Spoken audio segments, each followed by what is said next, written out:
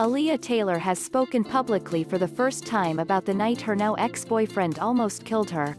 Taylor, 27, who was in a 6-month relationship with former Seattle Seahawks offensive lineman Chad Wheeler, said she wasn't so sure Wheeler's mental health claims were the reason he attacked her last month. "To be honest, I don't know," Taylor told CBS News' Jerrica Duncan. "He went and ate dinner after doing this to me. He didn't take the same approach with the cops as he did with me." Taylor accused Wheeler of twice choking her unconscious and was found by police beaten in the couple's apartment. Taylor was crying in pain with her face covered in blood and her left arm swollen. "I still have to regularly get my concussion checked. I have bolts and a steel plate I'm gonna have forever in my arm," Taylor said of the injuries she suffered at the hands of Wheeler, who is 6'7", 310 pounds.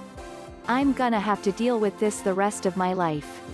Wheeler admitted to attacking Taylor, but on Twitter blamed it on a manic episode. Wheeler was diagnosed with bipolar disorder, which he was on medication for and Taylor knew of, but had not taken it in the days surrounding the assault. Taylor told police that in the beginning of the day he seemed like he was starting to have a manic episode after he messaged her that he shaved his long hair, which she said he was very attached to. Wheeler spiraled emotionally through the day, Taylor said. "He stood up and he told me to bow down and I asked him why," Taylor recalled of the January 22 attack. "He didn't respond, he just told me to bow down again. I told him no and he immediately grabbed my neck. When he grabbed my neck, he threw me on the bed and I remember looking up at him and saying, 'Please Chad, stop, it's me,'" Taylor continued. "And I just immediately knew the look in his eyes, that was it." Taylor said she blacked out twice during the attack and when she regained consciousness, she saw Wheeler, standing by the bed by the doorway and he was sipping his smoothie and he was like, "Wow, you're still alive." Taylor then locked herself in the bathroom and called 911, saying, "I'm gonna die." Prior to the day of the attack, Taylor said the pair were, like best friends.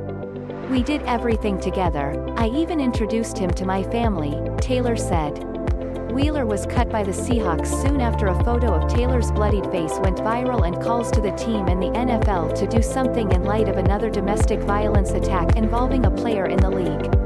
Wheeler, who began his career with the Giants and spent 2 seasons with Big Blue, accepted the team's decision, which was officially announced and framed around Wheeler having a mental illness. "It is time for me to walk away from football and get the help I need to never again pose a threat to another," Wheeler tweeted. "I cannot express my sorrow or remorse enough. I am truly ashamed.